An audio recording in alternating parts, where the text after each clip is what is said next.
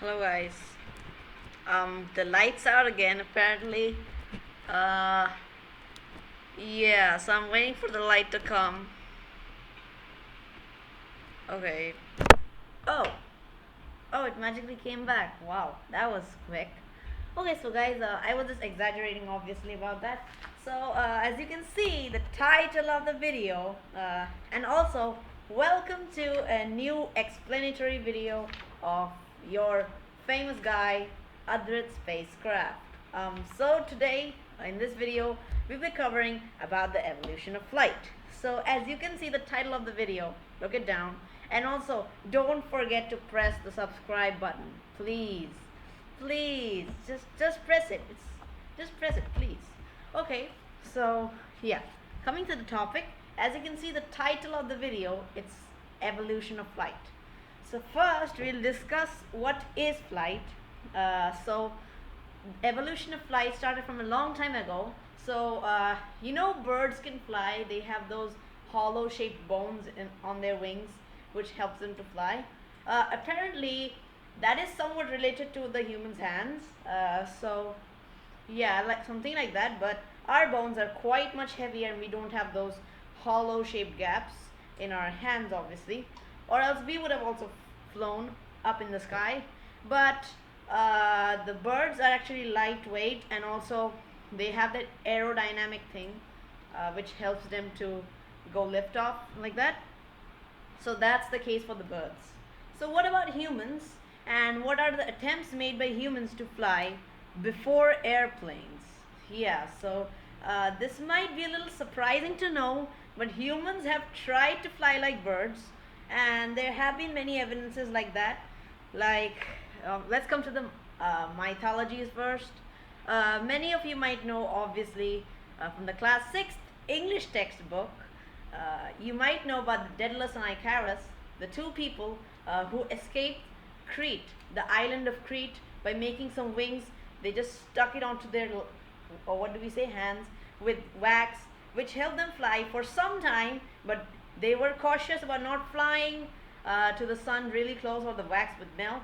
But Icarus, he messed up pretty bad, and the feathers fell down and he fell to his death. So guys, always be careful with all such things. And mythologies, you're not sure about this. So yeah, that was Daedalus and Icarus. And now we talk about people like the Flying King. There was the King Kavus of Persia. So I'll just show you the figure here. This guy, he's being carried on a palanquin, some sort of a palanquin, and birds are just carrying him with ropes tied to the palanquin like that. That's actually, I don't think that's possible, because the weight of the palanquin is definitely more than the combined force made by the birds. And you might be wondering, what is this? Okay, I'm just bringing it a closer look. You might be wondering what that is, that which is in front of the birds. So that's basically some attracting thing, something is attracting the birds to fly towards it. And it's like, just like for fishes, you put those worms to attract them. For the same, they put meat in front of them to attract them. So that's one. And you might have heard a lot about unicorns and all those stuff. And so yeah, so there is the king of Corinth. He captured Pegasus. That Pegasus, you might know, everyone must know about this, but Pegasus was actually a type of a unicorn, but without this horn thing. He had wings, which is practically impossible for a horse to have. So yeah, guys, do not believe in these mythologies. They are not accurate. Okay, and also this is one of the most ridiculous ones. Uh, According to my opinion, it is the Queen of Spring. So who was the Queen of Spring? You might know the longest river in the world, the River Nile, is located in Egypt. Actually, Egypt is one of the most driest countries across the North African desert. It's located in the Sahara Desert. So agriculture there is a little bit, hard to do agriculture like that. So they believed in a goddess called Queen Isis, who had wings like a falcon. she would fly every year in the month of springs. Like when springtime came, she would come uh, in the earth and brought spring to the land. She brought spring, she brought water, she brought all the things related to spring. Yeah, and that's practically not possible. And yeah, so moving on from myths and legends, we'll move to actual things of flight. So flight, there are certain mechanics which need to be taken control of. So there is a mechanical called upward lift, forward, backward, and there's also this drag pressure. There's aerodynamics too. So first let's start from the simple one, which is upward lift. So let me just make a diagram here.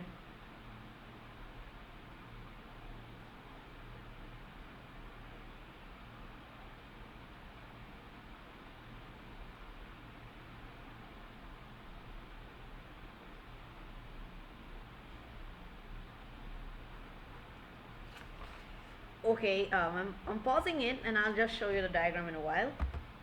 Okay guys, I'm ready with the diagram here. It's not a big one, so here you go. So you might see, you might understand, try to understand what this is. Forget that F is nothing. Let's cut that down real quick. Yeah, so that is, so basically as you can see, I made some sort of an airplane here without wings. Okay, my bad. So but it's an airplane.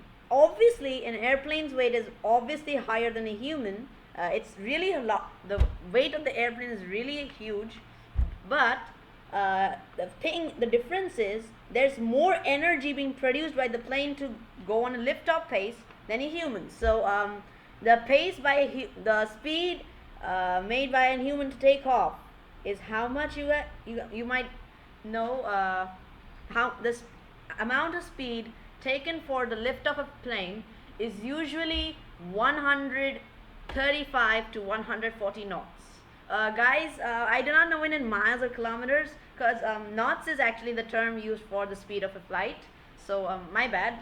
So that's the speed of an average airplane. If you compare that speed to a human, humans go at 0.5 knots.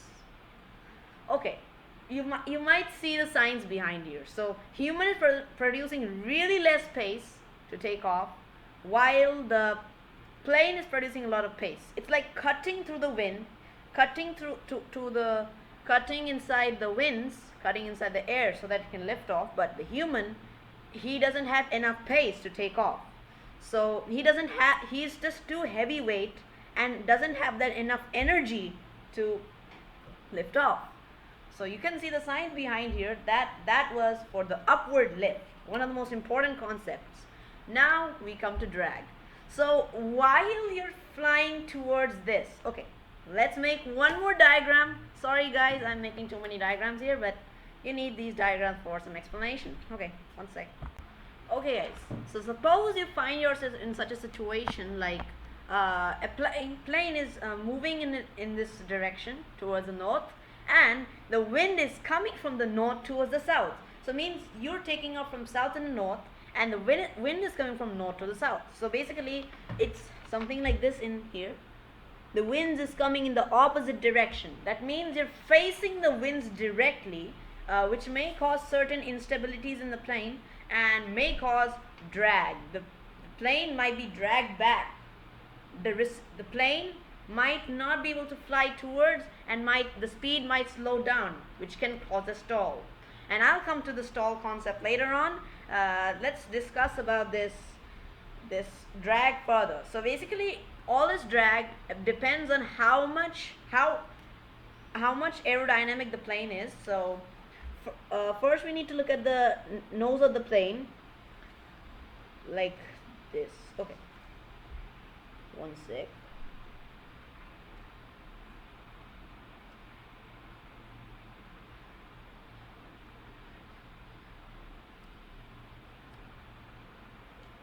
Okay guys, so I have three options here.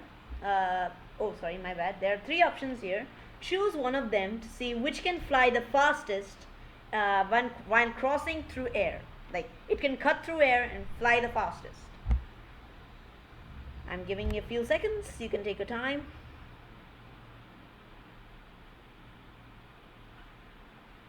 Okay guys, I guess you might have chosen your option.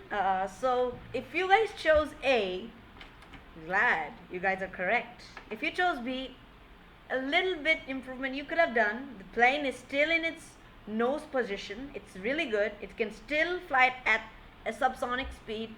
It can still fly at Mach 1 speed. Mach 1 is the speed of sound, but only at the speed of sound. It cannot exceed that, while the A1 can exceed the speed of sound. Actually, the nose type of A, that the Concorde actually had that nose type. So Concorde was actually a type of a plane which was developed by the US, by the British and the Russians. So Russians developed the Tupolev Tu-144. It did not last long. There were 2 crashes. The problem with Tupolev Tu-144 was that it was not well built.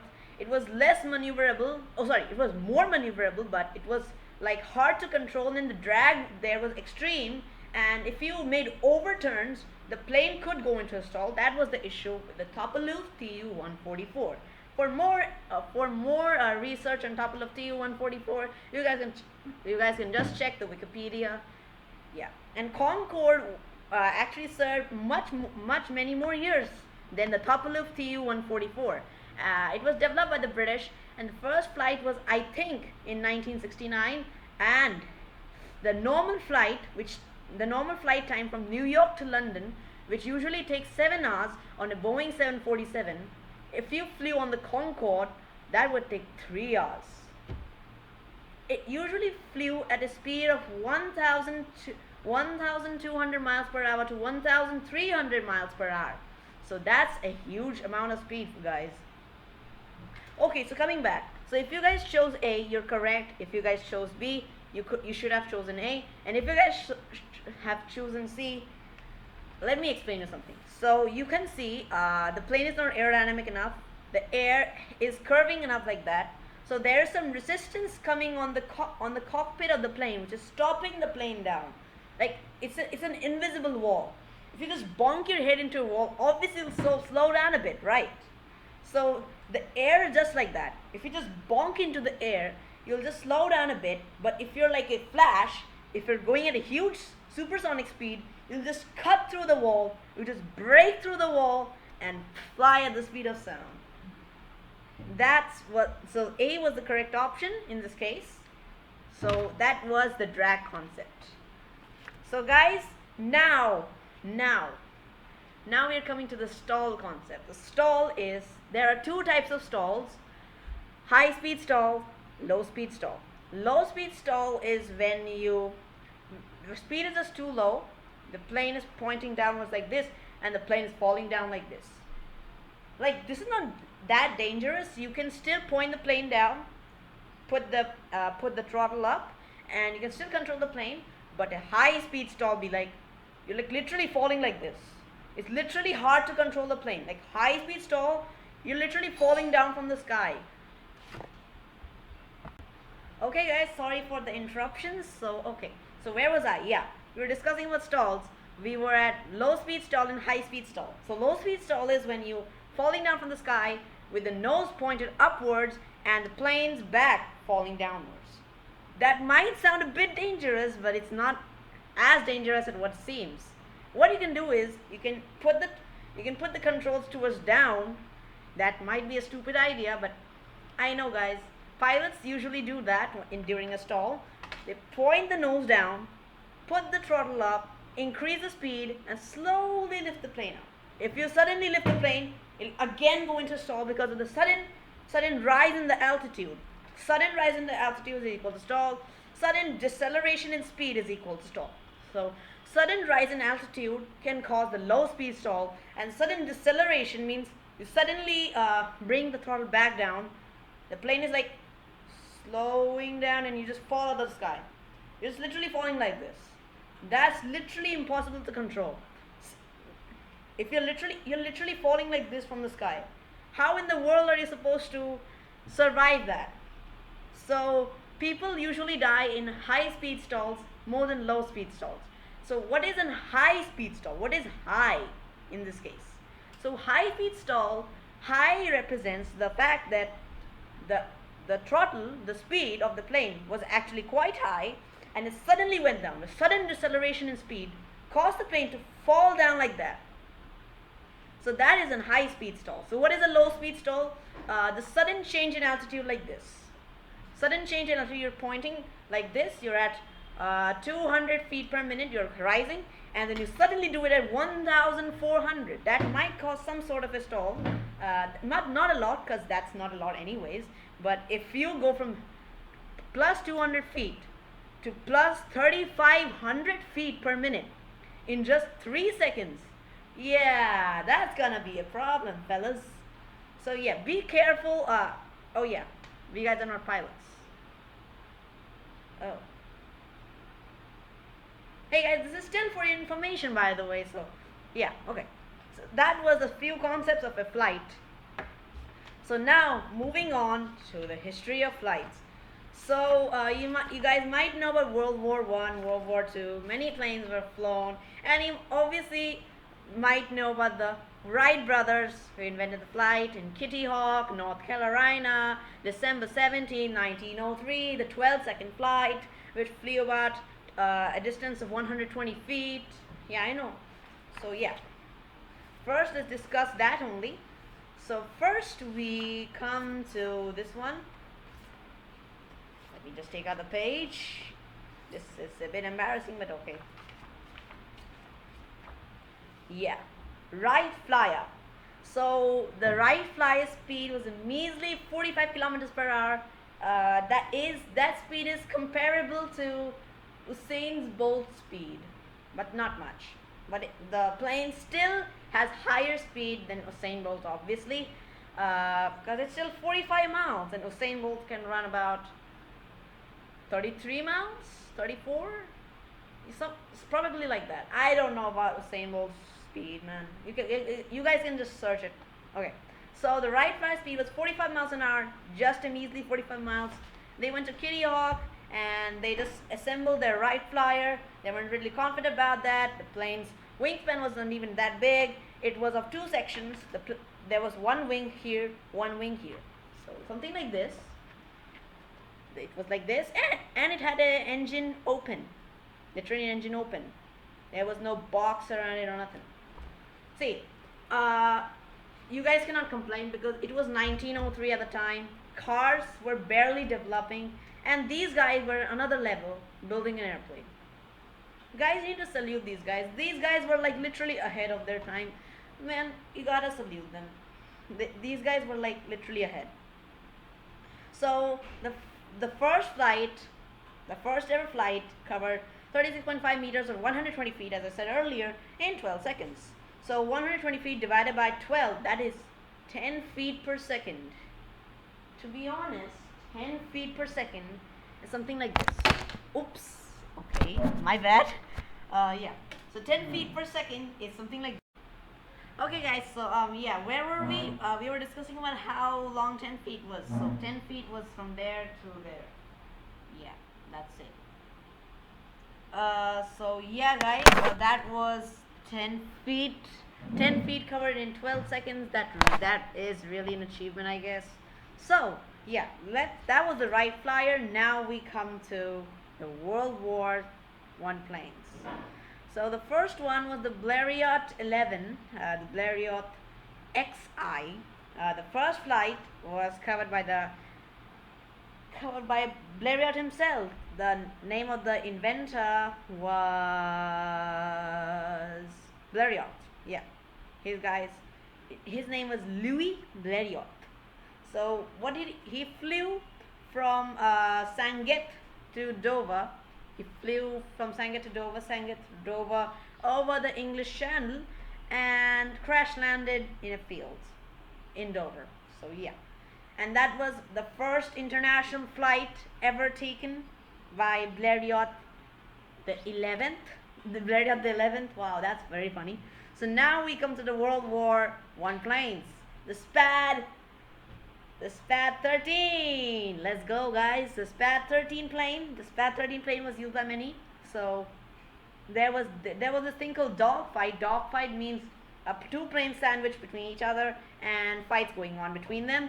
Two planes are sandwiched, one plane behind. This fighting going on, shooting this that. So this plane was used by the French, the British, and the Germans. The Germans were the what do we say? The Axis powers, and the British and the French were the Allies. So the Allies obviously won in both World War One and World War Two, because Germany was a loser. Obviously, Germany is a loser. Okay, but not in today's time. Obviously, do not hate me, guys. I just think that Germany did a really bad decision by attacking the Allies. The Allies were one of the most powerful countries at the time. Like, they literally had America. They literally had USA. How could Germany stand a chance against the USA? Yeah, there was Nazi Germany in World War II that could have stood against the USA, but how can that time's Germans stand against the US? That's literally impossible. So yeah, so these bad 13 planes, these planes were covered with camouflage to hide them from other planes. They were disguised, and suddenly they would attack and over other planes, and it was like dog fight going on each other, and many planes fell down. Like, at that time, the planes weren't really that developed. It was only 1914. It had only been about, what do we say, 14 minus 3, 11 years since the first plane was discovered. So developing this thing in 11 years, that's actually a big deal, guys. So now about this special plane called the Red Baron. You guys might know about the Red Baron. I don't know. There was this plane called Fokker DR-1 triplane or Dreidecker. So this plane was actually red in color instead of the usual camouflage by the Germans. It was by the Germans. It was flew by a German pilot. His name was Manfred von Richthofen. Guys, let me try to pronounce that again. Manfred von Richthofen. So Germany's Red Baron. He got the highest amount of kills in World War One with the plane. He got 80 kills, and sadly he died in combat on 21st of April 1918. Salute to the legend. So now coming on to World War II. So World War II saw many big planes being developed. Huge planes were being developed, like the night bombers, like the huge plane. There was also the Hurricane fighters. There was also the Raptors. Raptors flew by the, what do we say? The British against the Germans. The Hurricanes were also from the British against the Germans. And one of the planes developed by the Americans was the Lancaster. It was somewhat later. There was this huge plane called B-29. It was named Enola. It was used to bomb. It was used to put the nuclear bombs down over the two places, Hiroshima and Nagasaki. And the Lancaster. So Lancaster's structure is something like this. Pretty large, right? There was a gunner in that cockpit. There was a gunner just directly in front. There was this gunner directly in the front. In the cockpit also there were gunners. And as you can see, below also there were gunners. Here also there were gunners. Here down also there were gunners. They were usually face temperatures as minus 40 degrees. It was at a huge altitude right now. So it was like a really high altitude, about 35,000 feet, 36,000 feet, something like that. And yeah. Okay. So you could say the Lancaster was a good plane. So it was quite huge. There were people behind, they were ahead. So like that, but the problem with these planes was that they were hard to maneuver. These planes were really hard to maneuver, and like maneuvering them would be really hard to do because like these planes were really large and hydraulics did not connect every part of the plane with the cockpit. So what is hydraulics? You guys might be asking. So hydraulics is a system. There's this pump system which pumps about what action needs to be taken by the respective system of the plane. So that was the Lancaster, guys. And now we come to today's time, the F-18s, the F-19s, the F-22s, the aircraft carriers. So aircraft carriers are like, they're really small. They're about 500 meters in length. They're only 500 meters in length, and the plane would usually fly down like this, and there was a string which stops the F-18 plane from quickly like jumping off into the sea. And if the F-18 missed the string, they would go around, come back, and they catch the string and slow down. So the string would take about 2 seconds to slow the plane down from about 170 knots to 0 in 2 seconds. You guys might be asking, hey guys, hey spacecraft, so wouldn't that cause a stall? Guys, it's literally landing. How can a plane land like this? How can a plane land like this? That's not gonna happen. The plane is literally landing like this. Okay, so you guys might not know about this, but the plane doesn't land like this. The plane lands like this. Because if the plane lands by the nose first, it bounce off, run away until it crashes. So pilots usually fly like this, slow their speed down really slowly. They do not do like this, plane crash. They do not do like this. They slow the plane down just carefully. They touch the back tires first, and then the nose comes like this, and the plane slows down, and the flaps are deployed, and which further slows the plane down, and happy destination. You reach the destination safely. So yeah, that's the case for the F-18s. Now we'll check for one of the most creepiest planes. This plane was actually a stealth bomber. It's not a stealth bomber exactly, but it has some special characteristics, and this is going to be the last flight we'll be discussing for the day. It is the F-11-7A Nighthawk. Okay, this is the design. The plane is really dark. It usually flies at very high altitudes, about as high as 39,000 feet, 41,000 feet, to not be detected by enemies. So there's this radar used by enemies to detect planes around them. So what does this stealth bomber do? This stealth bomber, instead of a normal plane giving back the transmitting data back to the radar, what it does, it transmits the data to other places. The radar which is coming, what do we say, the frequency from which the radio transmission is coming, that won't be, only a little bit of that will be transmitted back to the radar itself, and the other signals will be scattered everywhere else. So it'll be really hard for them to detect such planes, and also as they were at really high altitudes, and finding them would be really hard in that case. So yeah, so now we'll read this paragraph. Undetectable aircraft. The F-11-17 is a low observable aircraft. It is hard to detect because of its stealth properties. These are its computer-generated wing and fuselage design, angular shape, and outer skin coated with radar-absorbing materials. The F-11-17A is fitted with an internal weapons store with a payload that includes 2 laser-guided bombs. Newer version of the aircraft use satellite guidance to strike the enemy through bad weather and smoke. So it can go through bad weather, and it doesn't need to be like looked upon.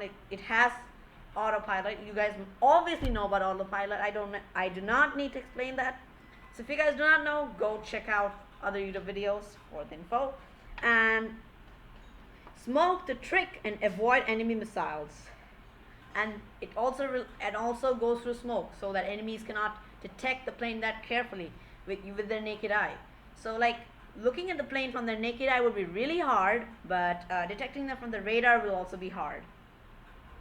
So you guys can see how this helped the Americans in the Gulf War. Yeah guys, so that's it for this video. I hope you guys liked the explanation of the evolution of light, and I'll see you guys next video. Bye guys.